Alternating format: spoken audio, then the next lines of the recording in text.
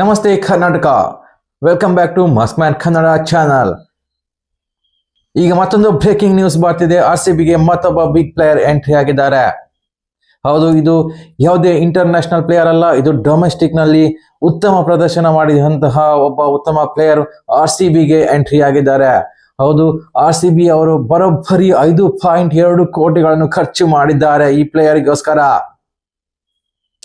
RCBಯ ಹೊಸ left arm phasor ಅಂತಾನೆ ಹೇಳ್ಬೋದು. ಮಂಗೇಶ್ ಯಾದವ್ ಅವರು ಆಲ್ರೌಂಡರ್ ಅಬಿಲಿಟಿ ಹೊಂದಿರುವಂತಹ ಒಬ್ಬ ಪ್ಲೇಯರ್ ನನ್ನು RCB ಅವರು 5.2 ಕೋಟಿಗಳಿಗೆ ಖರೀದಿ ಮಾಡಿದ್ದಾರೆ.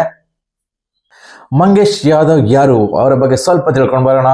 ಮಂಗೇಶ್ ಯಾದವ್ ಅವರು ಮಧ್ಯಪ್ರದೇಶಕ್ಕೆ ಆಡ್ತಾರೆ.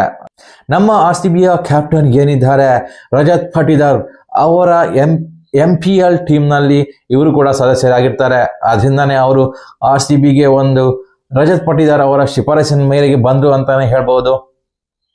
ಅದು ಅಲ್ಲದೆ ಅವರು MPL ನಲ್ಲಿ ಉತ್ತಮ ಪ್ರದರ್ಶನ ಕೂಡ ಮಾಡಿರ್ತಾರೆ. ಲೆಫ್ಟ್ ಆರ್ಮ್ ಫೇಸರ್ ಆಗಿರ್ತಾರೆ.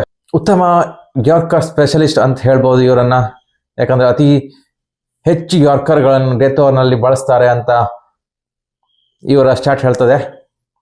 23 ವರ್ಷದ ಮಂಗೇಶ್ ಯಾದವ್ ಏನಿದ್ದಾರೆ ಯಂಗ್ ಪ್ಲೇಯರ್, ಅವರ ಬೇಸ್ ಪ್ರೈಸ್ ಬಂದು 30 ಲಕ್ಷವಾಗಿತ್ತು. ಆದರೆ ಇವರ ಫೈನಲ್ ಬಿಡ್ ಏನು ಬಂದಿದೆ ಅದು 5.2 ಕೋಟಿ ಆಗಿದೆ. ನಮಗೆ ತಲೆನೋವು ಅಂತಾನೆ ಹೇಳ್ಬೋದು. ಈ ಸನ್ರೈಸ್, ರಾಜಸ್ಥಾನ್ ಈ ಟೀಮ್ಗಳು ನಮ್ಮ ಪ್ಲೇಯರ್ಗಳಿಗೆ ಅತಿ ಹೆಚ್ಚು ಬಿಡ್ ಮಾಡ್ತಾರೆ ಇವರು.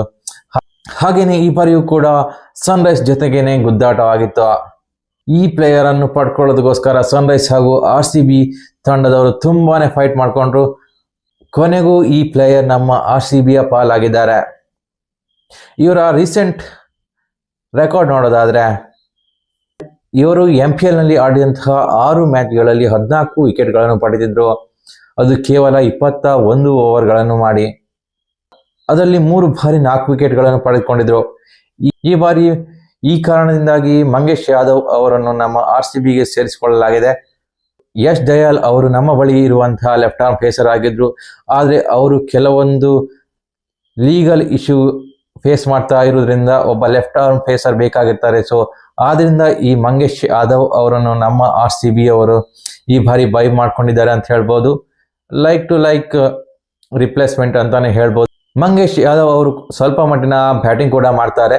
ಸೊ ಆ ಕಾರಣದಿಂದಾಗಿ ಕೊನೆಯ ಮಟ್ಟದಲ್ಲಿ ಏನಾದರೂ ಬ್ಯಾಟಿಂಗ್ ಅವಶ್ಯಕತೆ ಬಿದ್ದರೆ RCB ಅವರಿಗೆ ಇವರು ಉಪಯೋಗ ಆಗ್ಬಹುದು ಅಂತಾನು ಕೂಡ ಇವರನ್ನು ಬೈ ಮಾಡ್ಕೊಂಡಿರಬಹುದು. RCBಯ ಆಕ್ಷನ್ ಅಪ್ಡೇಟ್ ಅನ್ನು ಕೂಡ ನಿಮಗೆ ತಿಳಿಸ್ತಾ ಇರ್ತೀನಿ. ಅಲ್ಲಿವರೆಗೂ ನಮಸ್ಕಾರ.